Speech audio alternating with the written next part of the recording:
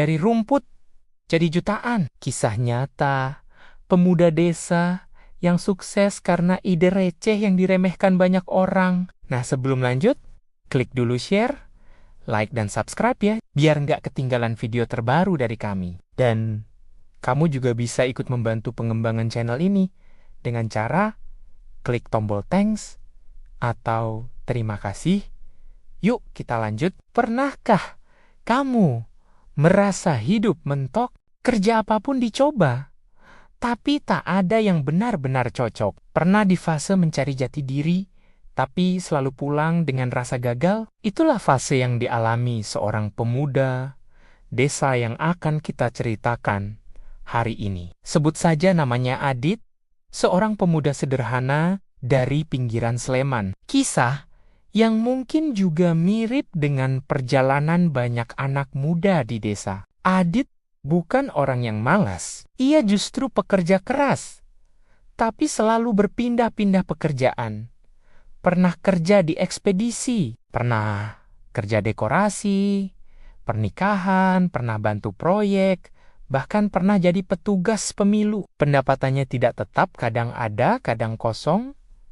Tidak ada pekerjaan yang benar-benar klik, sampai suatu ketika sawah keluarga gagal panen. Bukan sekali, bahkan berulang kali. Bayangkan beban mentalnya, sawah gagal panen, tak ada pekerjaan tetap, masa depan tidak jelas. Tapi kadang titik paling gelap itu justru titik awal sesuatu yang terang. Babak 1. Ide yang diremehkan. Satu hari, ketika melihat rumput tumbuh lebat di pinggir sawah, Adit terpikir sesuatu. Kok nggak ada orang yang jual rumput secara serius ya? Ibaratnya, ngarit itu kebutuhan harian. Kenapa tidak dibikin usaha saja? Rumput, hanya rumput, barang yang sering diinjak, diremehkan, dianggap tak berharga. Tapi Adit punya pola pikir berbeda. Semua yang dianggap remeh oleh kebanyakan orang biasanya menyimpan peluang besar. Ia memutuskan mencoba. Bermodal sapi tua, karung bekas, dan tenaga sendiri. Tak ada modal besar, tak ada alat mahal, tak ada lahan luas. Ia mulai mengarit setiap pagi dan sore, mengumpulkan rumput segar dari tepi sawah dan kebun. Awalnya, ini hanya untuk stok, tapi setelah dikumpulkan, ia mulai memikirkan cara menjualnya. Lalu Adit melakukan hal yang bahkan tak terpikirkan oleh banyak orang desa. Ia menjual rumput lewat online. Ya, kamu tidak salah dengar, rumput dijual online. Babak kedua, berani berubah di era digital. Adit membuat akun media sosial sederhana. Foto rumputnya juga sederhana. Captionnya pun apa adanya. Monggo juragan, sukat segar siap kirim. Ia menamai usahanya sesuai dengan dagangannya. Konsep unik yang memadukan budaya desa dengan teknologi digital. Lalu bagaimana reaksi awal dari lingkungan sekitarnya? Tetangga banyak yang mencibir. Lah, opo onok wong tuku suket online? Gak mungkin laku. Ngapusi itu iki. Tapi Adit tetap maju. Ia tak peduli suara negatif. Kalimat yang selalu ia pegang, orang yang menertawakanmu hari ini bisa jadi besok ikut membeli darimu. Mulai dari TikTok, Instagram, sampai marketplace lokal. Semua ia coba. Ia upload video pendek, rumput dikemas, proses mengarit, sampai stok rumput yang hijau mengkilat. Awalnya begitu sepi, tidak ada yang membeli, sampai ia hampir menutup akun itu. Tapi tiba-tiba datanglah pesan pertama. Dan pembeli pertamanya bukan peternak besar, bukan orang kampung, bukan juragan sapi, melainkan orang kota yang punya marmut dan butuh rumput segar tiap beberapa hari.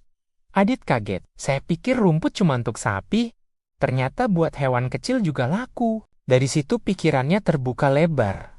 Bukan hanya peternak desa yang butuh rumput, tetapi penghobi hewan kecil di kota, orang yang tinggal di perumahan, kos-kosan, atau apartemen. Babak 3, rumputnya menembus kota-kota besar.